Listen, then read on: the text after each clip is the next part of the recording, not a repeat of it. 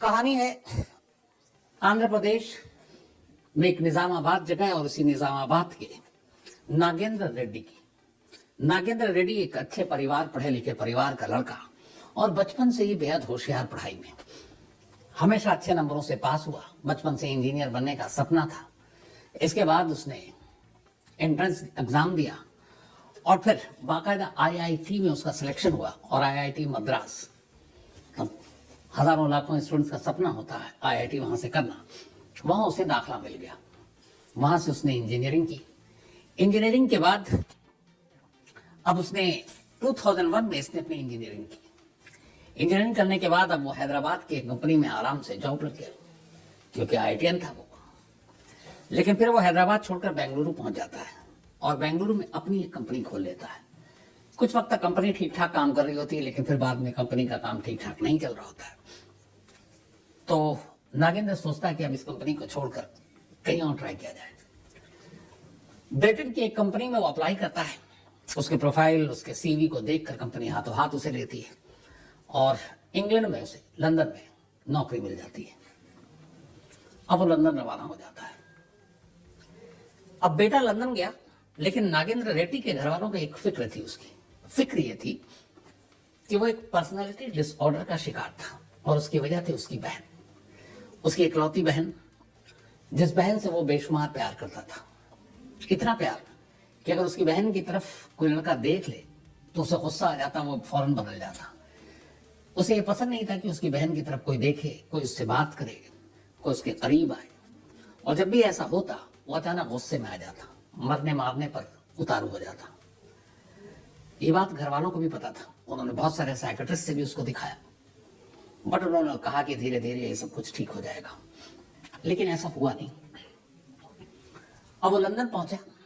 London में जाने के बाद उसकी नौकरी ठीक ठाक चल रही थी और उसी कंपनी में उसकी एक और शख्स से मुलाकात होती है जो आंध्रा का ही था। उसका नाम था राधा कृष्ण चिपूर। अब राधा कृष्ण और नागेंद्र रेड्डी लंदन में एक ही अपार्टमेंट में, एक ही कमरे में साथ रहते, मतलब एक ही जगह, और दोनों साथ साथ जॉब कर रहे थे। दोनों में दोस्ती हो गई। लेकिन फिर बीच में कुछ दिक्कतें आई। दोनों जब वहां रह रहे थे तो नागेंद्र रेड्डी चूंकि इतना टैलेंटेड था, उसे लगा कि नौकरी तो कर रहे हैं लेकिन अपना भी कुछ करना चाहिए। तो उसने अपना भी किसी बिजनेस में, जो उसकी डिग्री थी इंजीनियरिंग की, उसके हिसाब से उसने अपना कुछ एक फर्म खोली वहां भी, और उसमें पार्टनर बनाया राधा कृष्ण को। थोड़े दिन तो सब ठीक चल रहा था, लेकिन फिर दोनों के बीच में फर्म को लेकर कुछ मनमुटाव हो गया। दोनों दोस्त थे, अब दोनों दोस्तों के बीच दूरी आ गई। इधर नागेंद्र परेशान रहने लगा। परेशानी की बात घर तक पहुंची। घर वालों को पता था कि उनका बेटा जो है वो राधा के साथ रहता है, राधा कृष्ण, और वो उसका ख्याल भी रखता है। तो उससे उन्होंने कांटेक्ट किया, फोन किया। उसने कहा कि आंटी अंकल आप लोग परेशान ना हो, मैं सब उसका ख्याल रखूंगा। उसका तो उसने ख्याल रखा, कुछ चीजें ठीक हुई। इत्तेफाक से एक रोज जब अब उसके भाई रेड्डी ने अपने घर में फोन करना शुरू किया तो उन्हें लगा कि अब ये ठीक है, नॉर्मल है।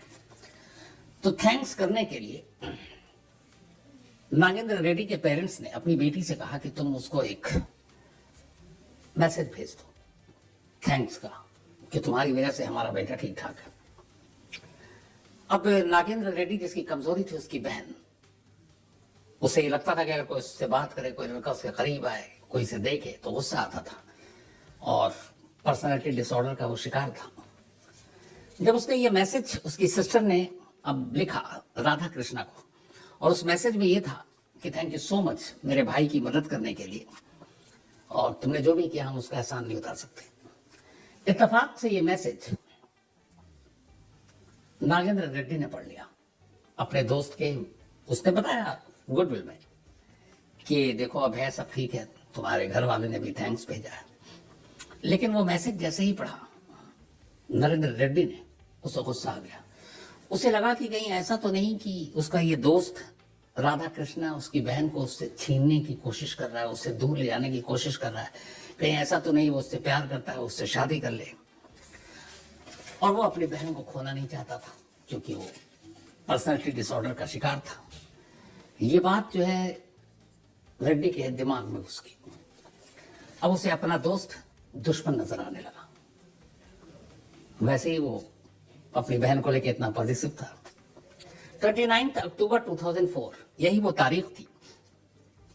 एक रोज लंदन के एक इलाके में जिसका नाम है हाउंसलो, वहां पे पुलिस को एक लावारिस लाश जली हुई मिलती है। जब पुलिस मौके पर पहुंचती है तो देखती है कि एक लाश है जिसका सिर गायब है, उसके थम्स हथेलियां कटी हुई हैं ताकि फिंगरप्रिंट्स के जरिए भी उसकी पहचान ना हो, और उन सबको एक ब्लैंकेट में रखकर एक सुनसान जगह पर आग लगा दी गई थी। लेकिन लाश का वाकई हिस्सा बरामद हो गया था, लेकिन सर और चेहरा गायब था। तो पुलिस पहचान नहीं सकी कि ये मरने वाला कौन है। अब बाकायदा स्कॉटलैंड यार्ड इस कत्ल की तफ्तीश में जुट गई। इधर इस कत्ल के अगले ही दिन रेड्डी एक फ्लाइट पकड़ता है और सीधे बेंगलुरु पहुंच जाता है। अब उधर जब स्कॉटलैंड यार्ड तफ्तीश कर रही होती है राधा के कत्ल की, मतलब उस लाश की, तो उस लाश की तफ्तीश करते करते कुछ ऐसी चीजें होती हैं जो कंपनी थी जहां वो काम कर रहा था, बाकी लोग मिसिंग रिपोर्ट लिखा देते हैं, तो उससे फिर ये पता हो जाता है कि मरने वाला कौन है। अब जब मरने वाले का पता चला तो फिर ये हुआ कि उसके करीबी कौन है, तो पता चला रेड्डी। अब जब स्कॉटलैंड यार्ड रेड्डी को ढूंढती तो पता चला वो तो है ही नहीं। फिर जब इमिग्रेशन और एयरपोर्ट के थ्रू पता चलता वो तो इस मर्डर के नेक्स्ट डे ही इंडिया लौट गया। अब स्कॉटलैंड यार्ड का शक यकीन में बदल जाता है। वो फौरन यहाँ बेंगलुरु और हैदराबाद की पुलिस से कंसल्ट करती है और कहती है कि ऐसे ऐसे केस हुआ है। अब यहाँ पर क्योंकि उसका घर हैदराबाद में था, निजामाबाद में, तो बाकायदा स्कॉटलैंड की इस पहल पर हैदराबाद की पुलिस को इन्फॉर्म किया जाता है, वो घर जाते हैं, तफ्तीश करती है। लेकिन रेड्डी हैदराबाद पहुंचा ही नहीं था ब्रिटेन से, वो सीधे पहुंच गया था बेंगलुरु। और बेंगलुरु में बहुत ही अपने आप को एकदम डाउन करके छुपा कर चुपचाप से रह रहा था ताकि उसके घर वाले और बाकी लोगों से उसका कांटेक्ट ना हो और उसके जरिए पुलिस उस तक ना पहुंचे। अब इसी तरह धीरे धीरे वक्त बीता। 2004 की बात है, वो आ चुका था। 2005 में बेंगलुरु में पुलिस को एक लाश मिलती है, और ये लाश जो थी एक लॉज में मिली थी जिसका नाम था महालक्ष्मी, और ये बिल्कुल बेंगलुरु सिटी के एकदम खास इलाकों में से एक। जब लाश मिली तो पुलिस ने पाया कि लाश का सर गायब है और उसकी हथेलियां कटी हुई हैं, मतलब यहाँ पे ये कि फिंगरप्रिंट्स और उससे कुछ पहचान ना हो। बेंगलुरु में एक मिसिंग कंप्लेंट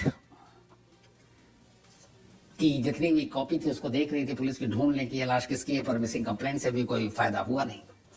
लेकिन तभी जिस जगह पे ये जली हुई लाश मिली थी वहीं पर एक ट्राउजर मिला था, और उस ट्राउजर के जरिए उस मरने वाले की शिनाख्त हो गई। पता चला कि जिसकी लाश मिली थी, जिसका सर गायब, ट्राउजर की वजह से जिसकी शिनाख्त हुई, उसका नाम राजेश आर्थम था। राजेश आर्थम भी एक इंजीनियर था और उस सत्यम में कंपनी है, वहां काम करता था। अब पुलिस जो है के पास कोई शक भी नहीं, कोई दुश्मन भी नहीं, लेकिन पुलिस की तफ्तीश जारी थी। अब यहाँ पे ये बेंगलुरु पुलिस को पता नहीं कि ऐसी एक लाश कभी ब्रिटेन में मिली जिसमें ऐसी कुछ चीजें हुई हो, लेकिन उस चीज से अनजान पुलिस जांच करती रही। तो जब जांच करती रही तो इत्तेफाक से पता चला कि आर्थम के पास लॉयर के कपड़ों में एक शख्स उसी लॉज में मिलने आया था। कुछ चीजें थी जिनकी वजह से शिनाख्त हो गई, और इसके बाद अब उस लॉयर की वर्दी में जो भी आया उसकी तफ्तीश शुरू हुई, जांच शुरू हुई। जब जांच शुरू हुई तो फिर पता चला कि वो कोई और नहीं बल्कि रेड्डी है, वही रेड्डी जिसकी तलाश की जा रही है, नागेंद्र रेड्डी। अब पुलिस ने अपना जाल बिछाया और रेड्डी जो है पुलिस के कब्जे में आ गया, क्योंकि रेड्डी को यह पता ही नहीं था कि पुलिस उसे तलाश भी कर पाएगी। तो बेंगलुरु पुलिस ने जांच करने के बाद रेड्डी को गिरफ्तार कर लिया। उसके आने जाने, मूवमेंट और फिर आर्थम के जो लोग थे उन्होंने जब हुलिया बताया उस हिसाब से।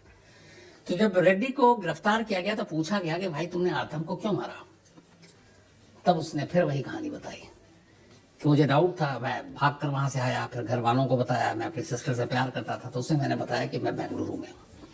तो मेरी सिस्टर आई और इसके बाद वो लॉज में रही मेरे साथ, और वहीं आर्थम भी था। एक दो बार मैंने आर्थम को मेरी सिस्टर से बात करते हुए देखा और मुझे डाउट हुआ कि आर्थम का मेरी बहन के साथ अफेयर है, और ये बात मैं बर्दाश्त नहीं कर पाया और बस इसी के बाद मैंने आर्थम को मारने का फैसला कर लिया कि दूसरा कत्ल था जो उसने अपनी बहन की वजह से किया था और उसने सर को अलग फेंक दिया, बाकी चीजें अलग, इसलिए कि पहचान ना हो। अब उसको गिरफ्तार करने के बाद बेंगलुरु के जेल में उसको भेज दिया गया। इधर जब यह खबर आई तो स्कॉटलैंड यार्ड को भी पता चली कि ऐसा एक शख्स है जिसको सेम तरीके से और फिर वैसे भी उनको रेडी की तलाश थी। तो स्कॉटलैंड यार्ड ने यहाँ के पुलिस से रिक्वेस्ट की कि भैया आप हमें भेज दिए। तब बेंगलुरु पुलिस ने कहा कि हम तफ्तीश कर रहे हैं इस केस की, एक और मर्डर केस है, ये पूरी हो जाएगी फिर हम आपको भी देंगे, क्योंकि यूनियन वो जो हमारी ट्रीटी है इंग्लैंड के साथ ऑलरेडी है। तब स्कॉटलैंड यार्ड ने भी सोचा कि कहाँ भागेगा, जेल में है, जब इनकी इन्वेस्टिगेशन पूरी हो जाएगी तो हम ले जाएंगे उस केस के लिए। अभी पहुंच गया बेंगलुरु जेल। बेंगलुरु जेल जाने के बाद अब रेड्डी की मुलाकात वहां के छठे हुए बदमाशों से, डॉन से, बहुत सारे बड़े बड़े नामचीन लोग अंदर बंद थे, उनसे होती है। उनसे होने के बाद अब उसे जुर्म के नए नए रास्ते पता चलते हैं। एक तो वैसे ही पर्सनैलिटी डिसऑर्डर है उसको, और उसने कहा कि अब 2 क्राइम तो कर चुका हूं, पीछे कहां जाना। तो इन सारे जो बैड एलिमेंट्स बदमाश थे जेल में, उनके जरिए उसकी सोहबत और बुरी हो गई। 7 अगस्त 2006 को रेड्डी ने एक प्लान किया, बीमारी का एक बहाना बनाया, और उसको पता था कि बीमारी का बहाना बनाने के बाद जेल से कहां ले जाते हैं। उसे मालूम था इस जेल का जो कनेक्शन है वो विक्टोरिया हॉस्पिटल से, वहीं पे कैदियों को ले जाते हैं। बीमारी का बहाना बनाकर ये विक्टोरिया हॉस्पिटल पहुंच गया, और विक्टोरिया हॉस्पिटल पहुंचने के बाद, चूंकि पहले से प्लान था, पुलिस को चकमा देकर अस्पताल से भाग गया। अब बेंगलुरु पुलिस की भी हवा खराब, क्योंकि उन्हें तफ्तीश भी करनी है, स्कॉटलैंड यार्ड को भी देना है। उन्होंने अब उसकी पूरे जोरों शोर से तलाश शुरू कर दी। इधर ये बेंगलुरु पुलिस और हैदराबाद पुलिस को चकमा देने के लिए रेड्डी सीधा वहां से भाग गया तिरुपति, बेंगलुरु से, और तिरुपति में कुछ दिन छुपा रहा। इसके बाद वहां, अब चूंकि ये बेहद टैलेंटेड था, पढ़ा लिखा, वहां के एक प्राइवेट कॉलेज में लेक्चरर की नौकरी शुरू कर दी और वहां पढ़ाने लगा। इत्तेफाक से उसी कॉलेज में एक महिला भी थी जो पढ़ने आती थी। उससे रेड्डी को प्यार हो गया और उसने वही उससे शादी कर ली। अब ये शादी करने के बाद फिर तिरुपति से विजयवाड़ा भाग गया, क्योंकि एक जगह पे ज्यादा दिन तक इसको लगता था कि रुकूंगा तो कहीं ना कहीं से खबर मिल जाएगी। विजयवाड़ा पहुंचने के बाद अब इसे लगा जिंदगी भी चलानी है, जेल में जितने भी गुंडे थे उनके साथ और डॉन के साथ दोस्ती थी। इसने कहा कुछ अच्छा, क्योंकि उसने लेक्चरर की जॉब छोड़नी पड़ी वहां से निकलते ही तिरुपति से। अब इसने जेल के अपने सोर्सेस की मदद से कॉन्ट्रैक्ट किलिंग का धंधा शुरू कर दिया, पैसे दो मैं कत्ल करूंगा। और इसके बाद उसने एक बिजनेसमैन, फिर एक यंग कपल, इन सब की इसको सुपारी दी गई और इसने उन लोगों को मार डाला। अब जब ये सारी सुपारी किलिंग हुई, पुलिस की जांच में पता चला कि एक नया सुपारी किलर पैदा हुआ है। फिर उसका नाम आया कि इसका नाम ऐसा रेड्डी है। पुलिस ने बाकी तार जोड़ने शुरू किए, पता चला ये तो वही है। जाल बिछाया गया और आखिरकार उसे पकड़ने के लिए अलग अलग टीम बनाई गई। इसी दौरान में अब ये वहां से विशाखापट्टनम भाग गया था। इत्तेफाक से विशाखापट्टनम में एक रॉबरी के केस में उसको पुलिस ने पकड़ा भी, लेकिन बेल आउट हो गया, क्योंकि विशाखापट्टनम पुलिस को इसके बाकी कारनामों के बारे में पता ही नहीं था। फिर वो वहां से निकला और इधर उधर भटकर के आखिर में फिर कर्नाटक आ गया 2009 में। 2009 में आने के बाद अब इसने अलग अलग जितने भी गैंग थे उनके साथ दोस्ती कर, राइवल गैंग का सफाया करना, लोगों को लूटना, ये सारी चीजें करने लगा। इत्तेफाक से जब ये सारी चीजें चल रही थी तो राइवल गैंग से भी, अब चूंकि इसकी दुश्मनी थी, तो राइवल गैंग ने इसकी मुखबिरी कर दी। जब मुखबिरी की तो फिर पुलिस ने इसको पकड़ लिया। ये बात 2009 की है। अब पकड़ने के बाद इसे फिर से जेल भेजा गया। अब जब ये जेल गया तो इसने कहा कि आप क्या करें, दिमाग इतना था, 18 था। इसने देखा कि जेल में गुंडे बदमाशों के अलावा बहुत सारे ऐसे कैदी आते हैं जो बिल्कुल नए हैं और छोटे मोटे डाउरी केसेस में आते हैं या किसी और प्रॉपर्टी के झगड़े और ये। तो उसने उन कैदियों में से उन अमीर कैदियों की लिस्ट निकाली जो छोटे मोटे मामले में जेल के अंदर है। अब वहां पे उसने उनसे वसूली करना शुरू कर दिया, धमका करके, क्योंकि जेल के अंदर आपको पता है जिसकी लाठी उसका भैंस। तो बाकायदा ऐसे अमीर कैदियों की लिस्ट लेता, उनके बैंक अकाउंट लेता और बाहर अपने मेंबर जो होते हैं साथी, उनको वो डिटेल भेज देता, वो वहां से उसके अकाउंट से सारे पैसे निकालते। तो जेल के अंदर रहते हुए भी अपना पूरा बिजनेस बेहतरीन तरीके से चला रहा था। इसी दौरान में 10 मई 2009 ये जेल में ही था और इस बार जेल में सच में ये बीमार पड़ा। तो पिछली कहानी याद थी, हॉस्पिटल से भागा था, फिर इसके बाद लेकिन मजबूरी थी, बीमार था, तो जेल के डॉक्टर ने कहा कि इसको अस्पताल रेफर करने की जरूरत है, तो फिर इसको अस्पताल भेजा गया। अस्पताल में ये इसकी खास सुरक्षा में सब लोग लगे हुए थे, बाकायदा डिस्ट्रिक्ट आर्म्ड रिजर्व DAR इनके लोग इसकी एक तरह से इस पे नजर रखे हुए थे कि ये भागे नहीं। बेलगावी हॉस्पिटल था ये, 10 मई 2009 की बात। हॉस्पिटल से अचानक इसने अपने, जब ये ठीक हुआ तो इसे लगा कि अब यहां से भागने की का सही वक्त है। जेल से भागते वक्त उसी गार्ड ने, जिसके इसको रखा गया था DAR, उनमें से एक गार्ड था जिसका नाम था उत्तम सिंह। उसने अपने साथ चाकू छुपा कर रखा था, चाकू शेट्टी ने, उसी चाकू से उसने उस गार्ड को मारा DAR के, और उसको मारने के बाद जेल से भाग गया। कुछ देर के बाद उस DAR के सिक्योरिटी गार्ड की मौत हो गई।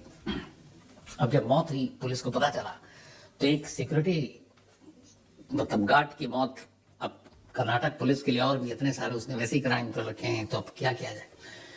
अब पुलिस उसके पीछे पूरी तरह से पड़ गई, लेकिन उसे भी मालूम था कि इस बार उसने क्या किया, इसलिए रेड्डी वहां से निकल भागा।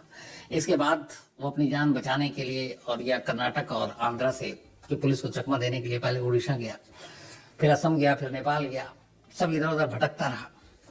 पुलिस को इन्फॉर्मेशन मिलती रही, वो इसके पीछे पड़े रहे, लेकिन उसका कोई सुराग नहीं मिल रहा था। आखिरकार 1 फरवरी 2011, अब 2011 आ गया, बेंगलुरु पुलिस के कमिश्नर को एक मुखबिर से इन्फॉर्मेशन मिलती है कि रेड्डी आज बेंगलुरु में है और एक खास वक्त पे वो यहाँ पे मौजूद होगा। मुखबिर भी शायद किसी गैंग से जुड़ा होगा। तो पुलिस को जब ये खबर मिली तो पुलिस ने अपनी जाल बिछाई। इसी दिन, यानी कि जो तारीख उसने बताई थी 1 फरवरी 2011 को, एक SUV गाड़ी आ रही थी। उस SUV गाड़ी में मुखबिर ने बता दिया कि ये इसमें रेड्डी ही बैठा है।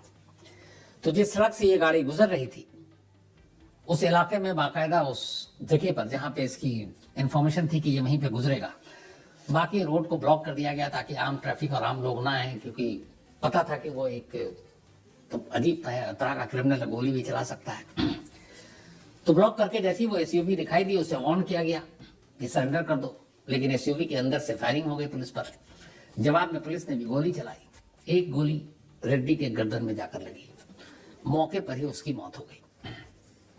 मौत के बाद अब पुलिस ने सारा पंचनामा किया और उसके परिवार वालों को इसकी खबर दी गई कि आपका बेटा के एनकाउंटर में मारा गया, नागेंद्र रेड्डी।